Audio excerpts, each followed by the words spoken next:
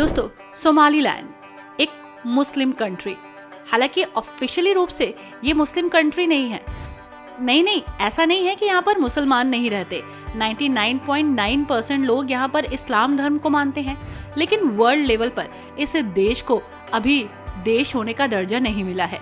बहुत सारी कॉम्प्लिकेशन है जो इसके विकास में और इसको एक मुस्लिम देश घोषित करने में आड़े आ रही हैं।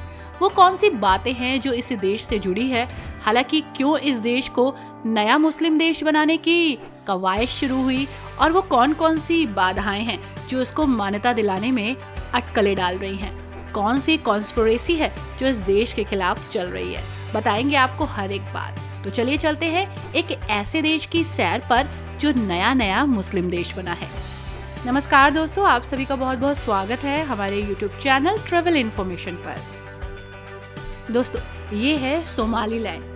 अब इसे देश कहें, एरिया कहें, वो मैं आप पर छोड़ती हूँ। वैसे ऑफिशियली तौर पर ये देश नहीं है, लेकिन फिर भी रिपब्लिक ऑफ सोमालीलैंड इसे कहा जाता है। पूर्वी अफ्रीका में स्थित एक क्षेत्र जिसने 1991 में खुद को आजाद घोषित किया और इसने आजादी प्राप्त की सोमालिया से। हालांकि इसे अंतर्राष्ट्रीय लेवल पर अब तक किसी भी देश या यूएन द्वारा ऑफिशियली मान्यता नहीं मिली है। इसके बावजूद सोमालीलैंड की अपनी सरकार है, अपनी आर्मी है, अपनी करेंसी है और एक राजनीतिक स्ट्रक्चर है जो इसे एक राष्ट्र के रूप में संचालित करता है, फॉलो करता है और नियम कानून बनाता है। वैसे दोस्तों, थोड़ा इतिहास के बारे में जानते हैं सोमालीलैंड के। स्वतंत्रता की कहानी इसकी बहुत ही यूनिक है।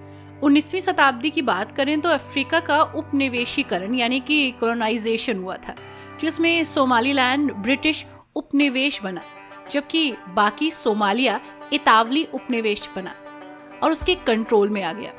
जबकि बाकी जो सोमालिया बचा वो इतावली सोमालिया के नियंत्रण में आ गया।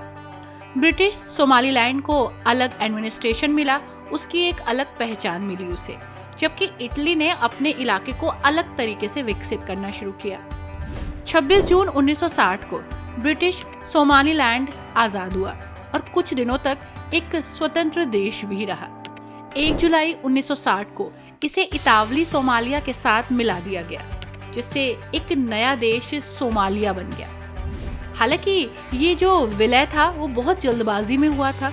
इसके पीछे कोई खास कारण नहीं रहे, बस जल्दी ये विलय कर दिया गया। इसके लिए कोई जनमत भी नहीं हुआ, कोई वोटिंग भी नहीं हुई और कोई भी प्रोसीजर को फॉलो नहीं किया गया, जिसको लेकर सोमालीलैंड के लोग काफी ज्यादा परेशान थे और असंतुष्ट भी थे। यहाँ के लोगों ने हमेशा फील किया कि सोमालिया की सरकार उनके साथ सही व्यवहार नहीं कर रही है। उनका जो एडमिनिस्ट्रेशन में पार्ट है वो भी प्रॉपर नहीं है और उनके साथ भेदभाव किया जा रहा है। सोमालिया की सरकार ने सोमालियालैंड के विकास को नजरअंदाज किया, जिससे कि वहां असंतोष और बढ़ने लगा, जिसकी वजह से विरोध और तेज हुआ। आज सोमालीलैंड की अपनी एक सत्ता है जिसका मुख्यालय हरगेसा में स्थित है। 1980 के दशक में सोमालिया के तत्कालीन तानाशाह सियाद बरे की सरकार के खिलाफ सोमालीलैंड में विद्रोह हुआ था और 1991 में सियाद बरे की सरकार गिरी और एक तरफा आजादी की सोमालीलैंड ने घोषणा कर दी। इसका एक संविधान भी है जिसे 2001 में जनमत संग्रह के माध्यम से स्वीकार किया गया था। इस देश की अपनी करेंसी है और इस देश का अपना पासपोर्ट भी है, और क्या ही चाहिए एक देश को एक देश कहलाने के लिए।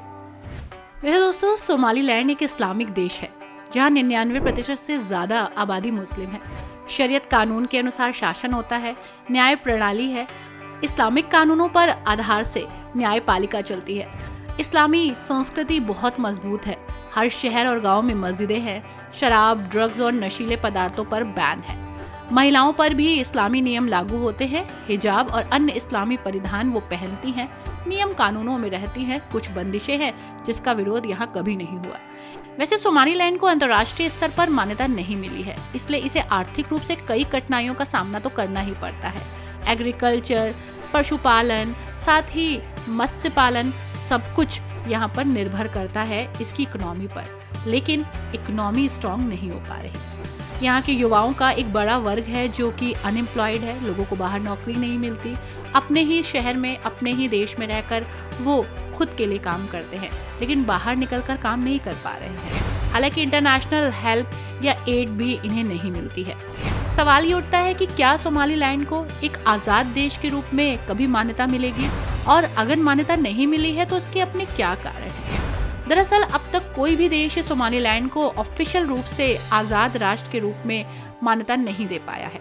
सोमालिया सोमालीलैंड को अपनी संप्रभुता का हिस्सा मानता है और इसे आज़ाद मान्यता देने का विरोध करता है। अभी तक कोई भी अंतर्राष्ट्रीय संगठन सोमालीलैंड को आज़ाद देश के रूप में मान्यता देने को तैयार ही नहीं है।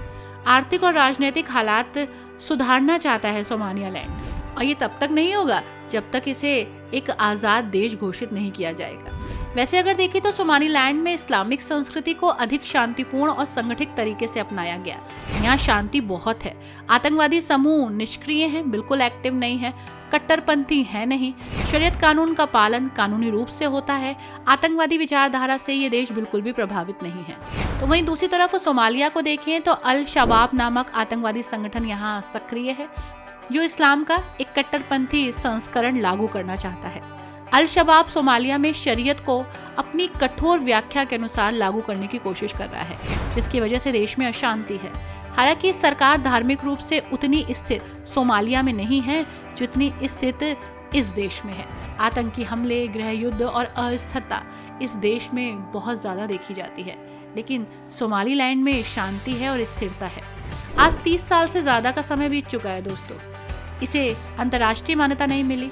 मतलब ये है कि यूएन और बाकी देश सोमालीलैंड को एक अलग देश नहीं मान रहे हैं। सवाल ये उठता है कि जब सोमालीलैंड पूरी तरह से आज़ाद है तो ऐसा क्यों हो रहा है। दरअसल अफ्रीकी संघ किसी भी देश के विभाजन को एक्सेप्ट ही नहीं करते हैं। अफ्रीका में औपनिवेशिक काल यानी कि कॉलोनियल एरा की सीमाओं को बरकरार रखने का नियम है ताकि बाकी देशों में अलगाववाद ना हो। सोमालीलैंड को मान्यता दी अगर जाती है तो दूसरे अफ्रीकी क्षेत्र भी आज़ादी की मांग करेंगे, जिससे पूरे महाद्वीप में अस्थिरता आ जाएगी। तो वहीं सोमालिया की सरकार सोमालीलैंड को अपना हिस्सा मानती है, ऐसे में उसे अलग कैसे घोषित किया जाए।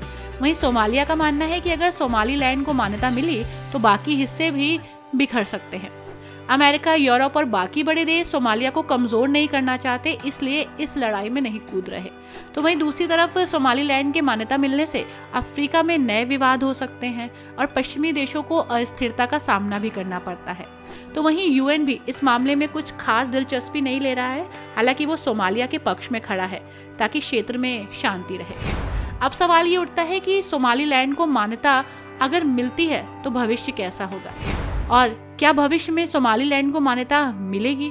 संभावना है, लेकिन ये आसार नजर नहीं आ रहे और ये काम आसान है भी नहीं। अगर कोई बड़ा देश जैसे अमेरिका, चीन या रूस इसका समर्थन करता है तो शायद ये संभव हो। अगर सोमालीलैंड अपनी अर्थव्यवस्था और अंतर्राष्ट्रीय संबंधों को मजबूत करता है तो शायद वो आज़ाद देश घोषित हो जाए।